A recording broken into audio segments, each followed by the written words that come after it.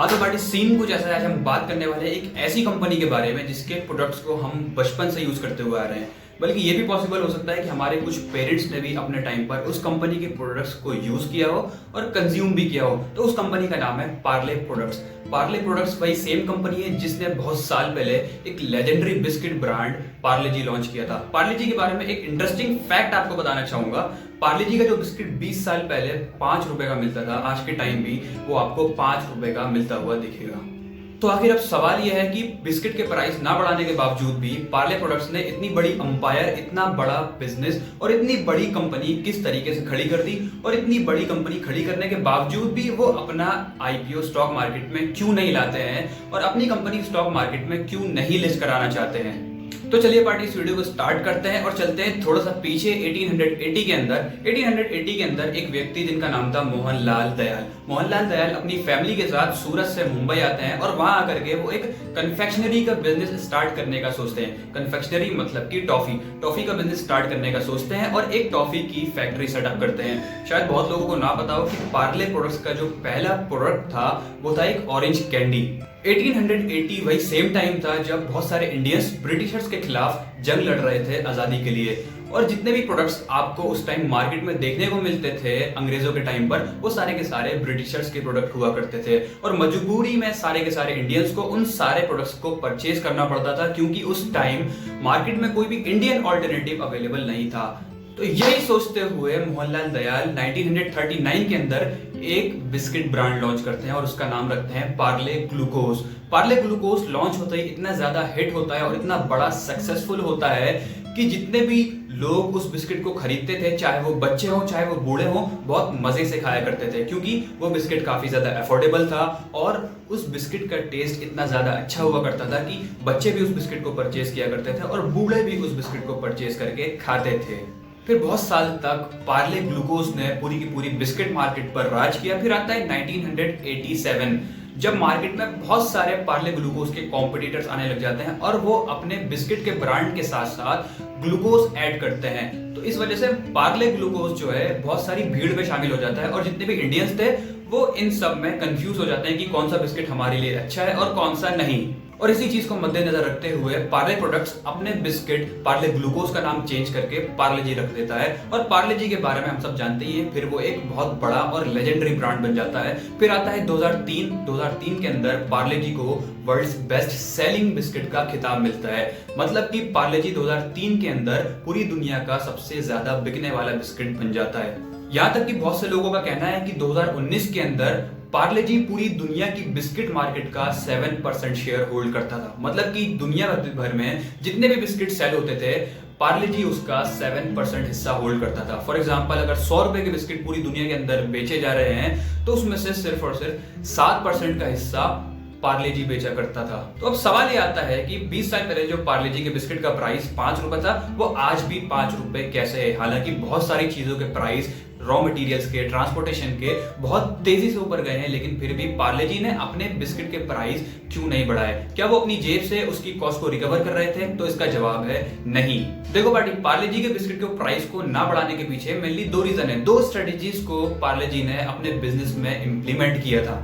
आज के टाइम पर पार्ले जी की लगभग 10 फैक्ट्रीज है पूरे इंडिया के अंदर, जो कि बहुत बड़े बड़े शहरों में, दिल्ली, मुंबई, कोलकाता, बैंगलोर, कर्नाटक जैसी सिटीज के अंदर हैं। और जितने भी फैक्ट्रीज उन सिटीज के पास हैं वो ज्यादा से ज्यादा 60 किलोमीटर की रेंज में है। 60 किलोमीटर से आगे कोई भी फैक्ट्री उनकी नहीं है। तो इसकी वजह से जो भी बिस्किट मैन्युफैक्चर होते थे उस फैक्ट्री में, उस मैन्युफैक्चरिंग हब में, उनको ट्रांसपोर्ट करने की कॉस्ट बहुत ज्यादा कम हो गई और वो आसानी से अपने मैन्युफैक्चरिंग फैसिलिटी से उन फिनिश प्रोडक्ट को उन सारी सिटीज के अंदर आसानी से और सस्ते ट्रांसपोर्टेशन में भेज पाते थे। यहां तक कि पार्ले जी ने अपनी सारी की सारी मैन्युफैक्चरिंग हब्स के अंदर और सारी की सारी मैन्युफैक्चरिंग फैसिलिटीज के अंदर इतनी ज्यादा स्टैंडर्डाइजेशन लेकर के आया कि उनकी जितनी भी वेस्टेज होती थी वो सिर्फ और सिर्फ 1% होती थी। फॉर एग्जांपल 110 टन के अंदर उनकी जो वेस्टेज रहती थी वो सिर्फ और सिर्फ 1% रहा करती थी। और जो सिटीज बहुत ज्यादा दूर हुआ करती थी और जहां पर पार्ले जी अपनी फैक्ट्रीज को सेटअप नहीं कर पाता था, वहां पार्ले जी ने कॉन्ट्रेक्चुअल बेसिस पर मैन्युफैक्चरिंग कराई।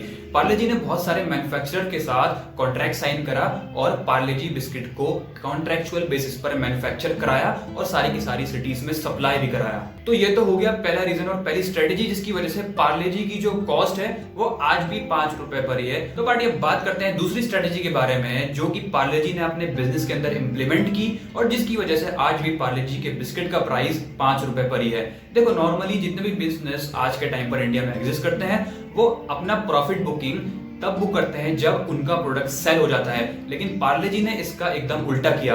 पार्ले जी जब भी अपना रॉ मटेरियल मार्केट से खरीदने जाता था तो वो हर बार ये कोशिश करता था कि वो सस्ते से सस्ते दामों में अपना रॉ मटेरियल परचेज करे और वहां पर पार्ले जी बहुत अच्छे पैसे बचा लेता था, जिसकी वजह से उसकी जो कॉस्ट है पार्ले जी बिस्किट को बनाने में वो और ज्यादा कम हो जाती थी। तो इन दोनों स्ट्रेटेजीज का यूज करके सबसे पहली थी अपने ट्रांसपोर्टेशन कॉस्ट को कम करके, दूसरा अपने रॉ मटेरियल्स को सस्ते में परचेज करके पार्ले जी ने अपने पार्ले जी बिस्किट का प्राइस बहुत ज्यादा कम रखा। और एक मजे की बात और बताता हूँ, बहुत से लोगों को नहीं पता है कि जो बिस्किट 20 साल पहले 5 रुपए का मिलता था उसकी क्वांटिटी लगभग 100 ग्राम की होती थी और आज के टाइम पे जो 5 रुपए का पार्ले जी का बिस्किट बिक रहा है वो लगभग 55 ग्राम्स का है। तो पार्टी यहाँ पर पार्ले जी ने लोगों की साइकोलॉजी के साथ काफी अच्छे से खेला।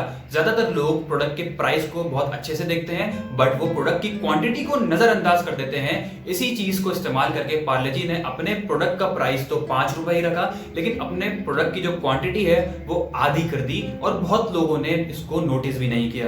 बट एक मजे की बात आपको और बताता हूँ, वो ये है कि पार्ले को पार्ले जी से बहुत कम प्रॉफिट मार्जिन मिलते हैं और वो बहुत कम कमाई करता है पार्ले जी से। अब सवाल ये आता है कि इतनी कम प्रॉफिट मार्जिन होने के बावजूद भी पार्ले ने पार्ले जी के ब्रांड को बंद क्यों नहीं किया, पिछले कुछ सालों से वो पार्ले जी को क्यों चलाता हुआ आ रहा है। तो इसका जवाब ये है कि पार्ले जी की वजह से पार्ले की जो गुडविल है बहुत ज्यादा स्ट्रॉन्ग और बहुत अच्छी बन गई है।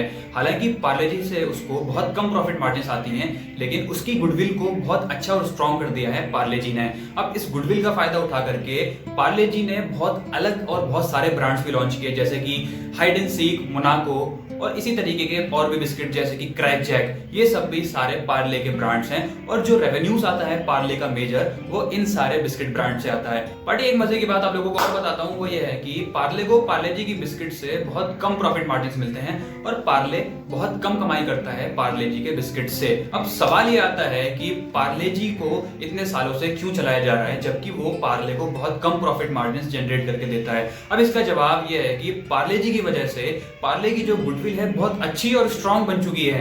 अब इस गुडविल का फायदा उठा करके पार्ले ने पार्ले जी के अलावा और भी ब्रांड्स लॉन्च किए, जैसे कि मोनाको, क्रैक जैक और हाइड एंड सीक और वगैरह वगैरह बहुत सारे बिस्किट्स लॉन्च किए और जो मेजर रेवेन्यू और प्रॉफिट्स आते हैं पार्ले के वो इन सारे बिस्किट से आते हैं। इसके अलावा भी पार्ले ने और भी बहुत सारे तरीके के प्रोडक्ट्स लॉन्च किए, जैसे कि मेलोडी, पॉपिंस, मैंगो बाइट, जहां से जो दुकानदार हैं जो कि पार्ले के प्रोडक्ट्स रखते थे, किराने वाले हैं, वो इन सारे प्रोडक्ट्स को रखने के लिए तैयार हो गए क्योंकि वो जानते थे कि ये सारे के सारे प्रोडक्ट्स पार्ले कंपनी को बिलोंग करते हैं और पार्ले की गुडविल और पार्ले से वो बहुत ज्यादा खुश थे और उनको लगता था कि ये सारे के सारे प्रोडक्ट्स बहुत अच्छी सेल्स ड्राइव करके देंगे। तो पार्टी ये तो बात हो गई पार्ले के बारे में कि पार्ले ने पिछले कुछ सालों में इतना बड़ा बिजनेस एम्पायर और इतनी बड़ी कंपनी किस तरीके से खड़ी करी और इतनी बड़ी बिजनेस एम्पायर खड़ी करने के बावजूद भी पार्ले अपना स्टॉक मार्केट में आईपीओ क्यों नहीं लेकर के आते हैं और स्टॉक मार्केट में क्यों नहीं लिस्ट होना चाहते हैं। तो देखो इस चीज को मैं आपको एक एग्जांपल से समझाता हूँ। मान लो आपने एक बिजनेस स्टार्ट किया और वो बिजनेस बहुत ज्यादा अच्छा चल रहा है, फिर थोड़े साल बाद एक बंदा आता है, वो आपसे कहता है कि मुझे इस बिजनेस के 50% शेयर्स बेच दो, फिर आप उसको 50% हिस्सा अपने बिजनेस का सेल कर देते हो, फिर इस तरीके से वो आपका एक बिजनेस पार्टनर बन जाता है। लेकिन जब आप कोई भी बड़ा डिसीजन अपने बिजनेस में लोगे, कोई बिजनेस प्लान बनाओगे या फिर कोई नया गोल अपने बिजनेस के लिए डिसाइड करोगे, तो आपको वो सारे के सारे डिसीजन लेने से पहले उस पार्टनर से भी पूछना होगा, उस पार्टनर को अपने सारे के सारे डिसीजंस में शरीक करना होगा, शामिल करना होगा। Same is the case with the stock market. अगर कोई भी कंपनी स्टॉक मार्केट में लिस्ट हो जाती है, सबसे पहले तो उसको बहुत सारे रूल्स एंड रेगुलेशंस को फॉलो करना होता है, साथ साथ उसको सेबी की गाइडलाइंस के अंदर वर्क करना होता है। इसके अलावा जो भी लोग आपकी कंपनी के शेयर्स खरीद रहे हैं वो इनडायरेक्टली आपकी कंपनी के पार्टनर बन जाते हैं। फिर जब आप फ्यूचर में कोई भी नया बिजनेस प्लान डिसाइड करोगे, कोई नया गोल डिसाइड करोगे अपने बिजनेस के लिए, या फिर कोई बड़ा डिसीजन लोगे, तो आपको उन सारे के सारे शेयर होल्डर्स को इन्फॉर्म करना होगा और जो भी मेजर शेयर होल्डर्स होंगे उनसे परमिशन लेनी होगी, उनको सारे के सारे डिसीजंस में शामिल करना होगा। और अगर कोई बड़ा शेयर होल्डर या फिर स्टेक होल्डर आपके उन सारे डिसीजन से या फिर उन बिजनेस प्लान से और उन बिजनेस गोल्स से सहमति नहीं रखता है और वो चाहता है कि आप इन सारी चीजों को, इन सारे डिसीजंस को चेंज करो, तो आपको उसकी बात सुननी होगी और उन सबको बदलना पड़ेगा, क्योंकि वो भी आपका एक पार्टनर है, आपके बिजनेस में हिस्सेदारी रखता है। तो यही वजह है कि जितने भी बिजनेस ऑफिशियल्स पार्ले के आज के टाइम में एग्जिस्ट करते हैं, वो इन सारी की सारी इंटरफेरेंस से बचना चाहते थे, क्योंकि जब भी आप किसी को अपने बिजनेस में पार्टनर बनाते हो या फिर कोई भी आपके बिजनेस में इंटरफेयर करता है आउटसाइडर आ करके, तो बहुत सारे कन्फ्लिक्ट्स अराइज होते हैं, बहुत सारी प्रॉब्लम्स आती हैं, लड़ाई झगड़े भी होते हैं कभी कभी। तो जितने भी बिजनेस ऑफिशियल्स हैं पार्ले के, वो इन सारी प्रॉब्लम से और लड़ाई झगड़ों से और इन सारे कन्फ्लिक्ट से बचना चाहते थे, और वो चाहते थे कि जितने भी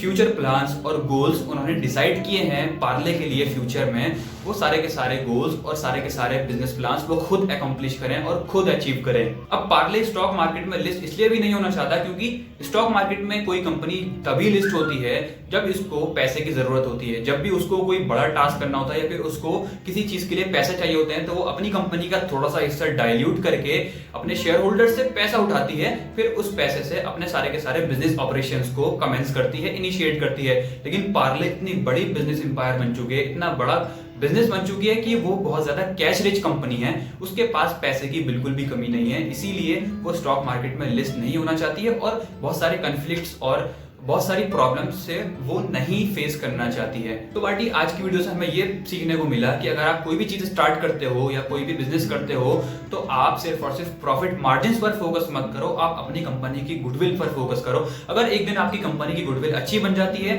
तो आप जितने भी प्रोडक्ट्स अपनी कंपनी के अंडर लॉन्च करोगे वो सारे के सारे सक्सेसफुल होंगे मोस्ट प्रोबेबली, क्योंकि आपकी कंपनी की गुडविल काफी अच्छी बन चुकी है। तो बाटी आज की इस वीडियो में इतना ही। अगर आपको इसी तरीके की फैक्चुअल बेस्ड वीडियोस या फिर स्टार्टअप बेस्ड वीडियोस पसंद आती हैं, तो आप मेरे चैनल को सब्सक्राइब कर सकते हैं और इस वीडियो को लाइक कर सकते हो अगर आपको लगता है मैंने आपको थोड़ी सी भी आज कोई नई बात बताई है, क्योंकि अगर आप इस वीडियो को लाइक करोगे तो YouTube आपके जैसा किसी और पर्सन को भी इस वीडियो को रिकमेंड करेगा, उसका भी थोड़ा बहुत कुछ भला हो जाएगा। तो मिलते हैं नेक्स्ट वीडियो में। Thank you.